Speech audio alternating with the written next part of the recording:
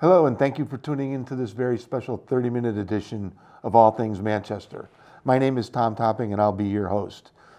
Behind the scenes, we've got Rich Harrington as the director, Dave Smith on graphics, and Rich Mitchell doing the sound. We are seen on Cox Channel 15, Thursday mornings at 11 a.m. and then again at 6:30 p.m. Then we go into rotation to be seen randomly on channels 14 and 15. Again, this is on Cox. You can also find us on our Facebook page, which is All Things Manchester. And tonight my guest is Rick Dyer from the Manchester Road Race. Rick, welcome to the show. Tom, good to see you. Good to see you again, sir. If you don't mind introducing yourself, tell me a little about who you are and what you do. My name is Rick Dyer. I'm the publicist and historian for the Manchester Road Race Committee. I've been doing it for a few years, and it's one of the most enjoyable tasks that I have. Well, if you don't mind me asking, how did you get involved with the road race? I initially covered the race as a stringer for the Hartford Courant back in the late 70s and early 80s. And then in the latter portion of the 1980s, Jim Balcom, the road race director, recruited me.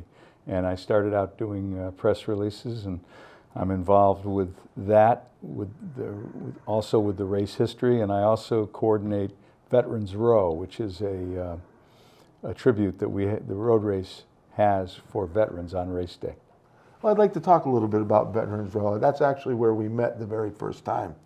It's basically, it's much more than this, but there's a tent, a setup at the top of Main Street by the Vietnam War Memorial, correct? Absolutely. And camaraderie donuts. You want to tell us a little bit about what goes on there? Sure. Our race has a long and very proud tradition with the veteran community of Manchester. And I'll go into this in a moment, but our race was actually saved by veterans in 1945. In recognition of that and in gratitude for that, we several years ago started holding a Veterans Row tribute to all veterans, active duty military, Guard and Reserve, who are participating in the road race. And we have a pre-race reception at the Vietnam Veterans Memorial at the corner of Main and East Center Street on the morning of the race from 8:15 to 9:30. All veterans and their families are invited. Local veterans organizations, the Manchester Veterans Advisory Committee and the VFW, DAV, and American Legion, Army Navy Club, help us co-sponsor this. And basically, we honor the men and women who served on the morning of the race. Well, we appreciate that. What other duties? Well, why don't we get into the veterans? I think that's probably as important as anything. You mentioned that the veterans saved the race, and I happened to be at one of your events where you gave a little bit of the history. Would you mind doing that for us now? Be delighted. The Manchester Road Race started in 1927, and it was held successfully through 1934. But there was the Great Depression, and in 1935, the town recreation department, which sponsored the race back then, had to cancel it due to lack of funding. And the race remained suspended because after the Depression ended, World War II occurred. And no race was held between 1934 and 1945. It was absent. In 1945, three veterans, Earl Yost, the much beloved sports editor of the Manchester Herald, came back from the service, as did Charlie Robbins, a Manchester man who was an excellent international caliber marathon runner, and Fran Leary, another veteran. And these three veterans remembered the Manchester Road Race, and they had missed it while they were serving during World War II. These three guys formed a committee to revive the Manchester Road Race, and they went to the Army Navy Club in Manchester and asked them if they would co-sponsor the race with the town rec department. In 1945, in November of 1945, the race was revived. And it's been held every year since then. The Army-Navy Club sponsored it till 1951, and then our friends in the Tall Cedars took it over for a number of years. In the late 70s, the Manchester Road Race Committee assumed stewardship of the race. But if it hadn't been for those veterans, the 3 vets who returned from World War II, and the Army-Navy Club, there probably wouldn't be a Manchester Road Race that we're talking about tonight. How many runners were there in 1945? In 1945, there were only 8. But a crowd of 2,000 people turned out on Main Street to cheer them on.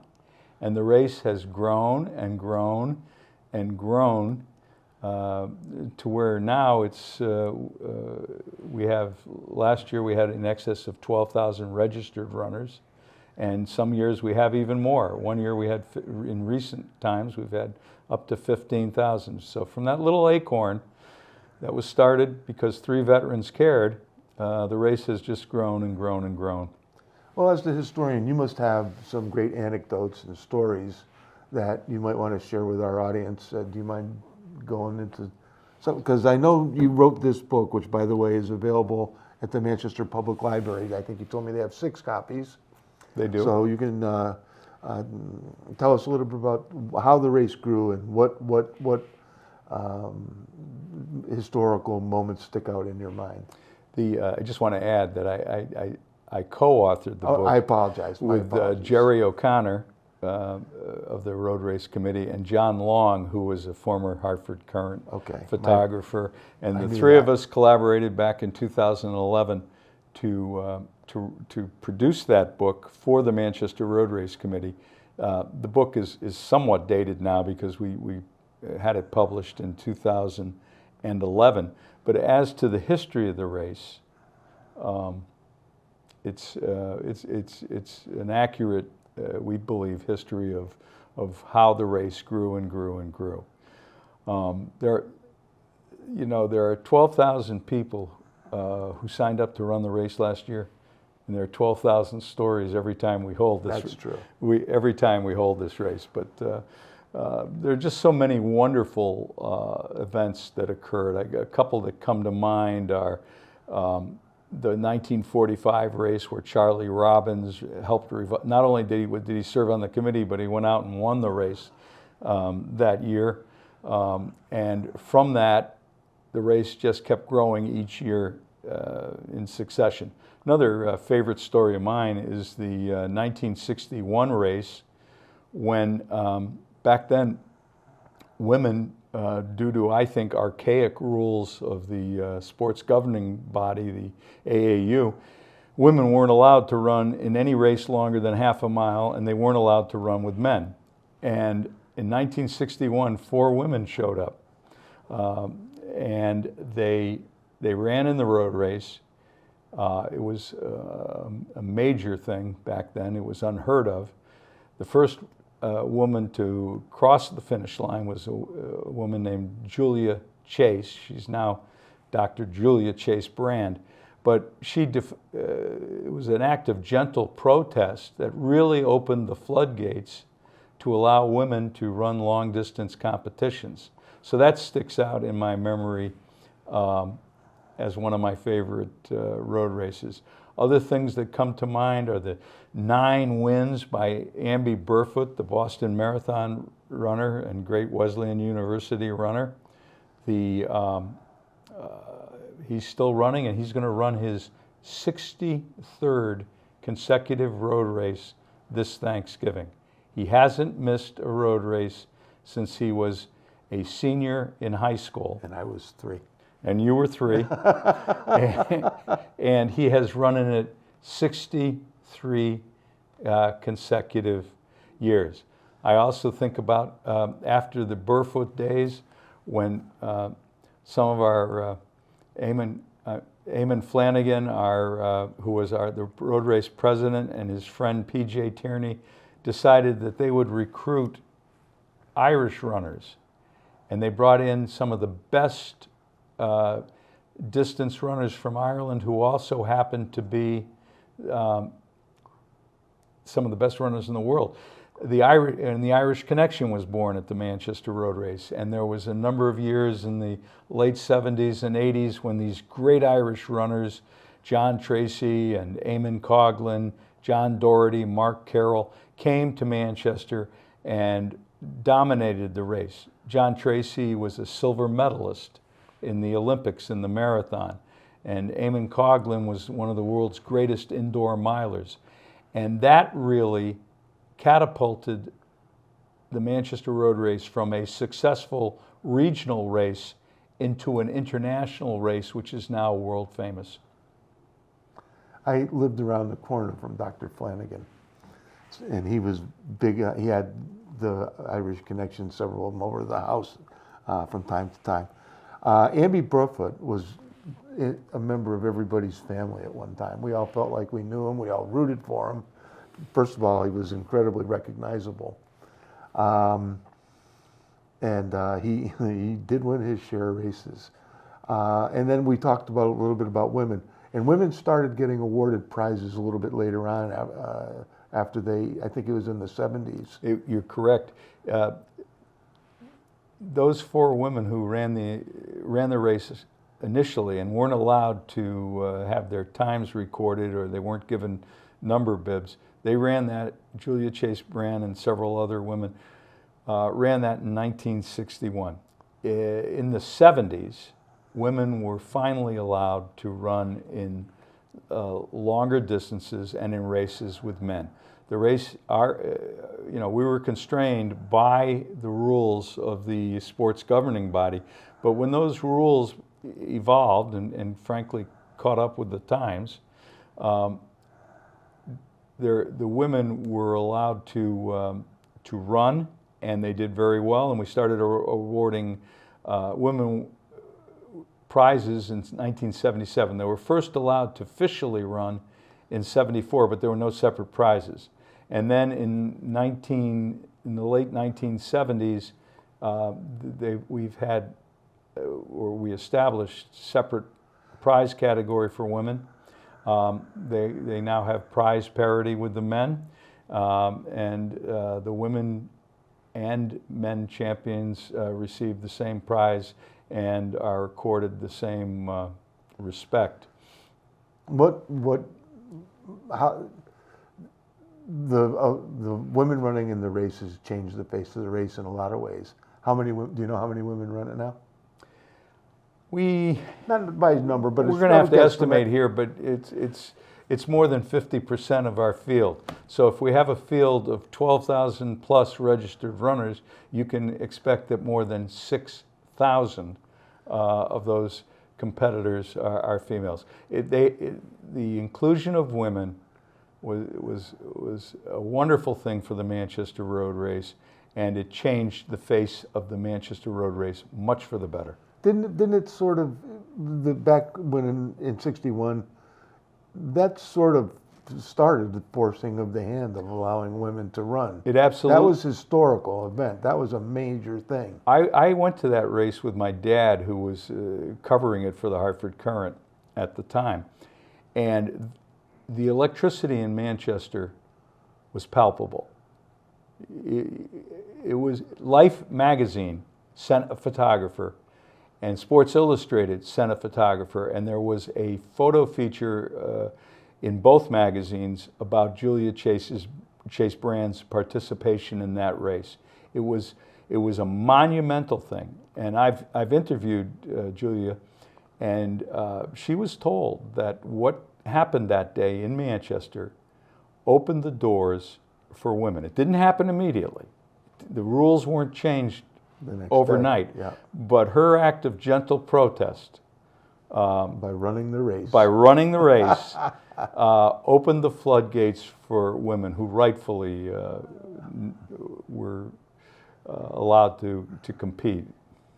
Even though I was born in '59, it's hard for me to imagine telling a woman she can't run in a road race. So I'm glad that happened, and I'm glad Manchester played a part in it.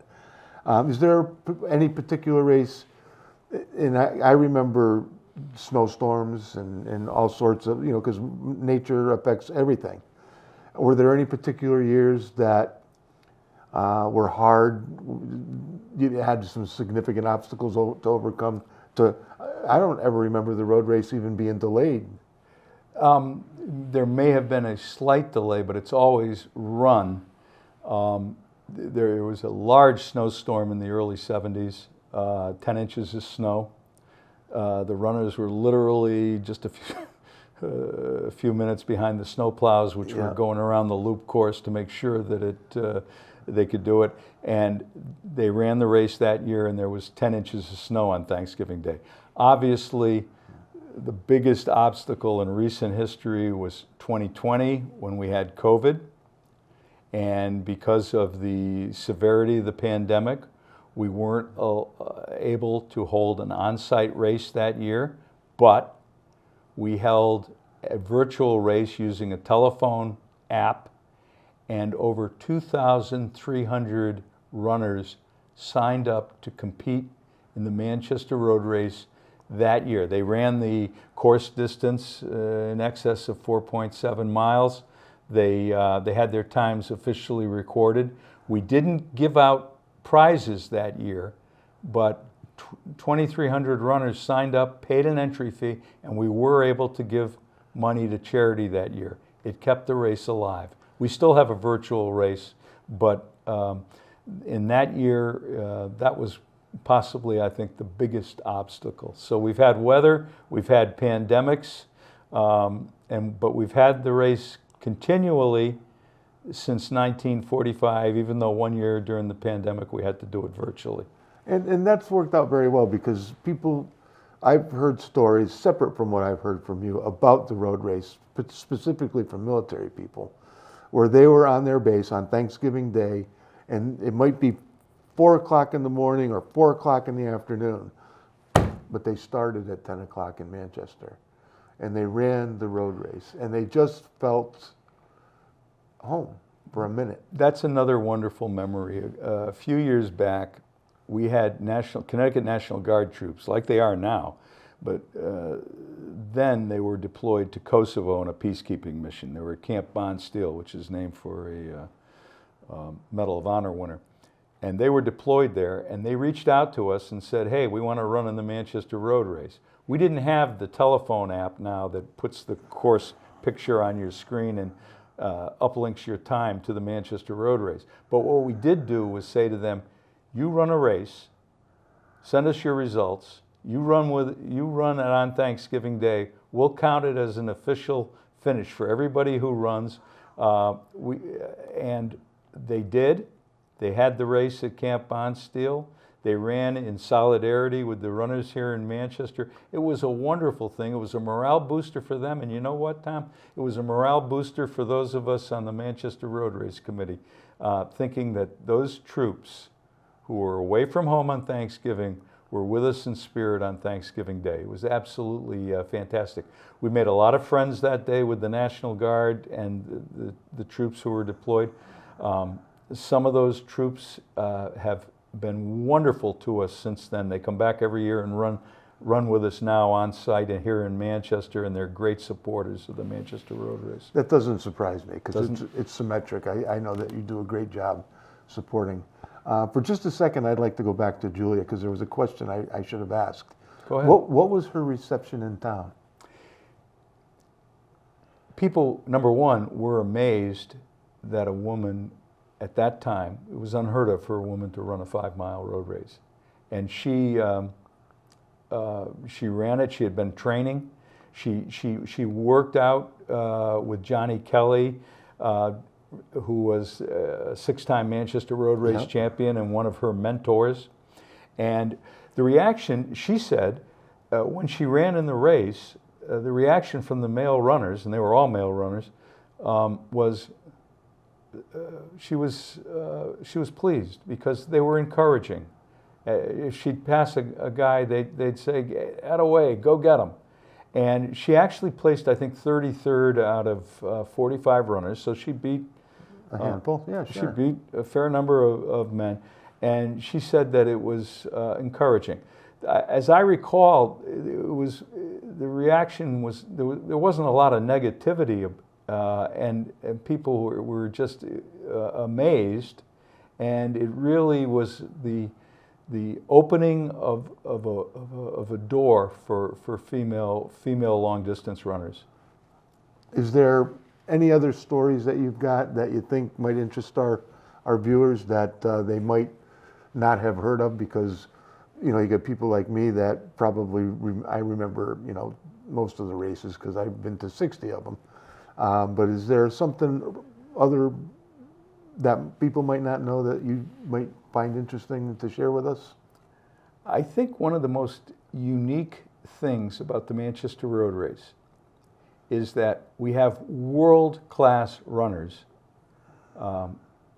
who come here every year. We have a great elite runner coordinator, Jim Harvey, who solicits them.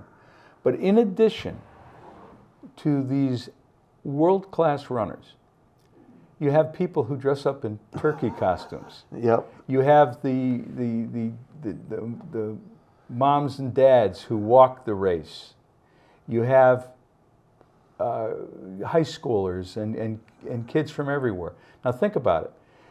How many people get to say they played football with Tom Brady? Yeah. How many people get to say they shot a round of golf with Tiger Woods? But everybody who wants to can compete in the Manchester Road Race and run with some of the greatest runners in the world and have just an absolutely great time running around the course where there are bands and 30,000 cheering spectators. I like to tell people that the Manchester Road Race is more than just a world-class athletic event, and it is a world-class athletic event, but it's also part fundraiser, part celebration, part Mardi Gras, and part Times Square on New Year's Eve. It is one of the most unique and phenomenal sporting events, not only in Connecticut, but in America. Well, it is amazing because I get there at 7 o'clock. The race is virtually over by noon, but there's still a lot of traffic downtown from the road race, and parking is still hard to find at 3 o'clock when I go home. It's amazing. Geez, I thought I had something else I wanted to ask you. Oh, Manchester itself. We have some Olympians that homegrown. You want to talk a little bit about them for us? I'd love to. Joe McCluskey. Joe McCluskey won the race, and he was a Manchester kid, grew up on Foster Street in Manchester, not too far from here. He was a standout miler at Manchester High, went on to Fordham University, ran in the Olympics as a college junior in 1932 and won the bronze medal in the steeplechase. We also had Peter Close, the last Manchester resident to win the race. He grew up in Manchester, went to Manchester High School and St. John's University, later competed for Quantico Marines. and Peter won the 1958 Manchester Road Race. So the town of Manchester had some really excellent runners. We talked a little bit about Amby Burfoot. He won 9 times. What other multi-time winners stick out in your mind? One of the most fantastic ones is Wayne Colati, the woman who has won the women's title here for the last 4 consecutive years. Yeah. Holds the course record of 22 minutes, 55 seconds, and is just an absolutely phenomenal runner. She frequently you'll see her in a race running with the men's leader pack. I remember 2 years ago that I saw her running down Main Street and looked like she was running like a hypersonic missile. She is just absolutely fantastic. She's won the race 4 times. Another great female athlete who won the race 5 times, but not consecutively like Wayne Colati, but Amy Rudolph has won the race 5 times. on the side of men, in addition to Amby Burfoot, who won 9 times, 7 times consecutively. There was Johnny Kelly, the gold medalist at the Pan American Games, and a Olympic marathoner who won the race 6 times. Johnny Kelly was from the New London area, and he taught at Fitch High School, and he brought a lot of people into the sport. He brought Ray Crothers in, he brought Amby Burfoot, he brought Julia Chase Brand, and his influence on the race continues even today, till today. We're winding down on time. I told you half an hour goes fast, but real quick, the blood drive is named after Mr. Crothers. I was curious about that, and you gave me the background on him. You got a minute to just... Absolutely. Ray Crothers is a much beloved former champion of the Manchester Road Race. We named the blood drive after him when he passed away from cancer several years ago. He started at Central. He won the race in 1965. He's the only person to win the high school division, the open road race, which he won the championship in '65, and the Masters division. And he competed in the race more than 40 times. I would like to add about our blood drive, if I could. Yeah, go ahead. Our blood drive is going to be held, the Ray Crothers Manchester Road Race blood drive is going to be held on the day after Thanksgiving, November 28th, from 8:30 in the morning to 2:30 p.m. At the Manchester High School cafeteria. We have a wonderful coordinator in Lance Morgan, a local physician's assistant who coordinates the blood drive for us, and we're urging everyone to come out and give a pint if they possibly can. Rick, it's been a pleasure. Tom, it's good to see you. Always happy to see you. Likewise. I'll see you on Thanksgiving morning. We'll see you at Veterans Row. My name is Tom Topping, and I want to thank you and my guest, Rick Dyer from the Manchester Road Race, for joining us today on All Things Manchester.